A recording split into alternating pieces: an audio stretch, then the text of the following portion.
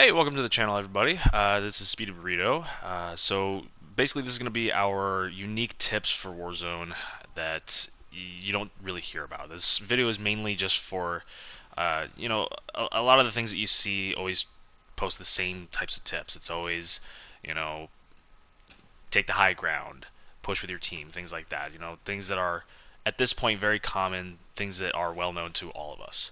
So what this is going to do is just give you a lot of other things to kind of think about and help you with your decision making throughout the game.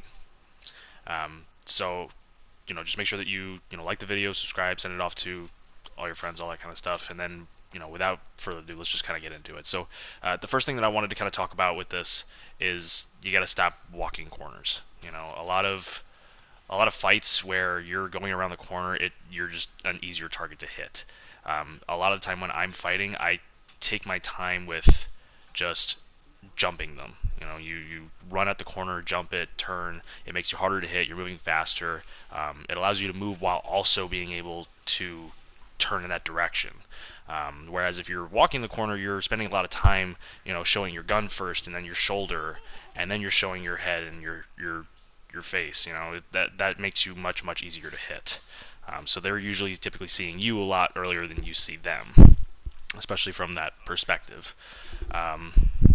Tip number 2 is actually going to be coming in as what I call high tower, low parachute.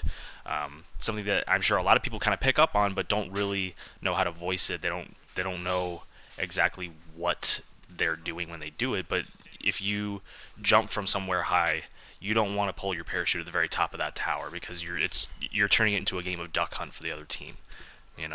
You're essentially making yourself an easy target that can't shoot back. You move very slowly and just for the most part in one direction. At the very least, if you jump and you fall down to the bottom towards the ground and you drop your parachute as late as possible, you're moving a lot faster down, you're harder to hit, and a lot of times you're going to put yourself in a position where you're able to at least shoot back or duck behind cover.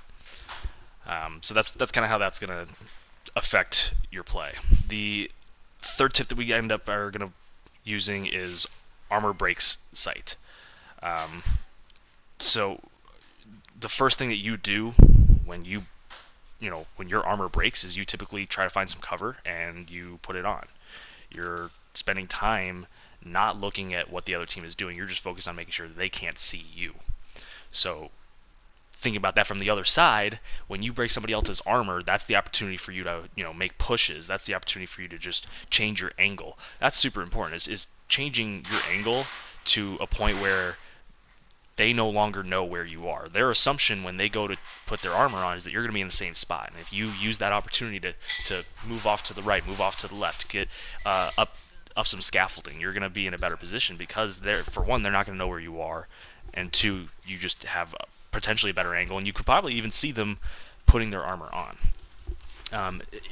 Breaking armor also does give you the ability to push as a team or just make a push in general. Like I said, it's another one of those situations that turns people into sitting ducks.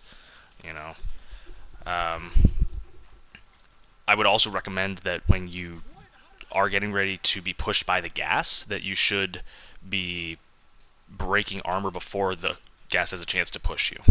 That way you're not, making your push through open fields. Like if you have to cross across the airfield near airport, what you want to be able to do is break somebody's armor so that they're behind cover and then you have the opportunity to go across that field. Whereas like if you just wait until the gas pushes you, then they're already peeking, they're already looking for you, they know where you're going to be coming from. It doesn't give you any advantage whatsoever.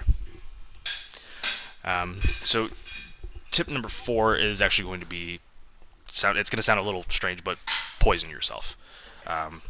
When you're getting pushed by gas, especially in the late game circles, you can't be afraid of it.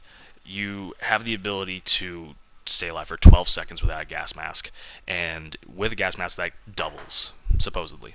So that's a lot of time, up to 24 seconds that you could spend getting a completely different angle on someone. And especially in those late game circles, that's important because what people are often doing is they're waiting for people to run out of the gas and into the zone. Whereas if instead you just take a nice, circle around, where they can't see you, because the gas not only is pushing people in, that's where they're putting their direction, it's also giving you the ability to not be seen because the gas, fogs up the vision of people that are actually in it. Um, it gives you a lot of really good advantages, and I think that there's a lot of games that I have lost because I didn't follow this rule, and I still struggle with that. So having that ability is something that really, really is going to help, and it's much more than just endgame tactics, because anytime that you're near gas, it could be used to your advantage. And then finally, the fifth tip that I want to go through is basically just to be retrospective, which I know is a slightly more boring tip, but it is very, very important. A lot of times, if you ever watch me on stream, or if you watch me play, or you play with me, anytime that I die, I don't immediately jump to, oh, that's stupid, oh, this is bull. It's always what I should have done better. I try to recognize, okay, I shouldn't have gone around that corner, I shouldn't have made this push, I shouldn't have been aiming at this guy or thirsting this kill. Instead, it's always just, I need to think about what it is that I could do better next time in the same situation.